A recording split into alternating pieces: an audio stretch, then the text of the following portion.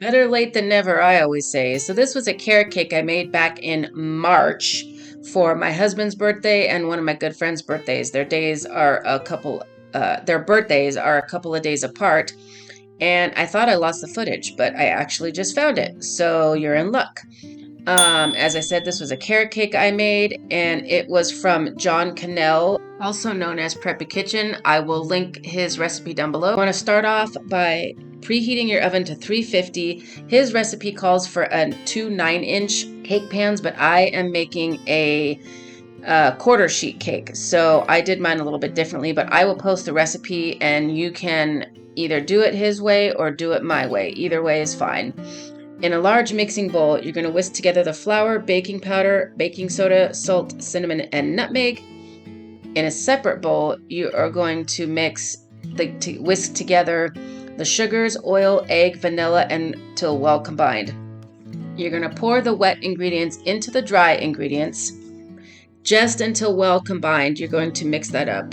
You do not want to overmix. Then you're going to add your shredded carrots and pecans or walnuts if you like. You can leave out the nuts if you don't like nuts.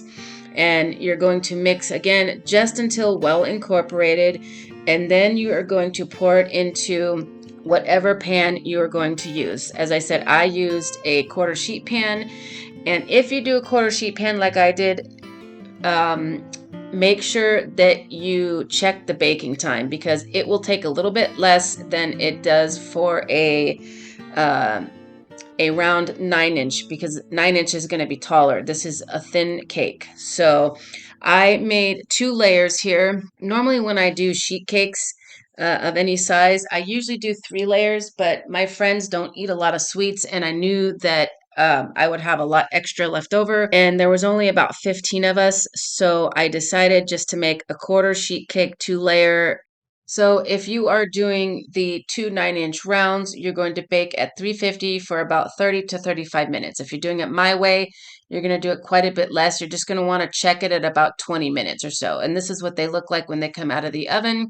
As I said, I think I baked them just a little bit too much, but it turned out fine. I put a little bit of simple syrup on them, which I don't normally do, but because it was a little bit on the drier side, I did do that.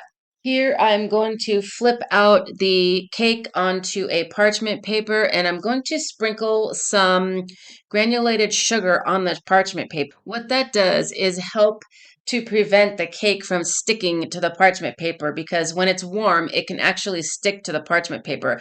But the reason I flipped it out onto parchment in the first place is because, like I said, I overbaked the cake just a little bit, and if I leave it in the pan, it's going to cook even more on the bottom, and I did not want it to get even more dried out than it already was. It wasn't super dry, but it was enough that I didn't want to have it dry out even more. You can see that the steam is still coming from the cake, and so that's why I took it out when it was hot.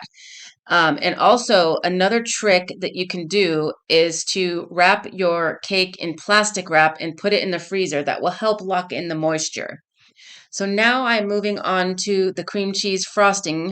While the cake is cooling down, in a large mixing bowl with the paddle attachment, you are going to take your softened butter and cream that until it's nice and smooth, about 1 minute. Then you're going to add your softened cream cheese and beat until fluffy for about 30 seconds. And then with the mixer on low, you're going to gradually add in the powdered sugar.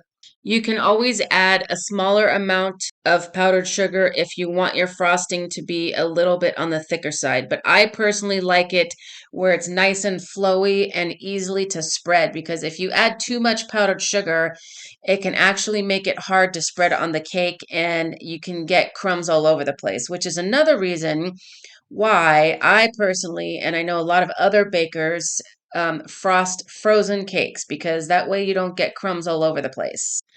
I will say, however, though, when it comes to cream cheese frosting, for some reason, when it's warm out, it likes to get really soft. So, a couple of things to note is you can add a little more powdered sugar, like I said. Or you can keep the portion that you're not using at the time in the refrigerator so that it doesn't get soft and hard to work with. I find that to be the best option because if you have it too stiff, then it's really hard to work with and it can make your cake kind of a crummy mess. Again, that is why I like to frost my cakes when they're frozen. It's a lot easier and you do not get a crummy mess from it. I hope you guys enjoyed today's video. Don't forget to hit that like and subscribe button and hit the notification bell so you don't miss part 2 of me decorating this cake. And don't forget to leave a heart emoji if you made it all the way to the end of this video. I appreciate you all for watching and I will see you all in the next one. Bye!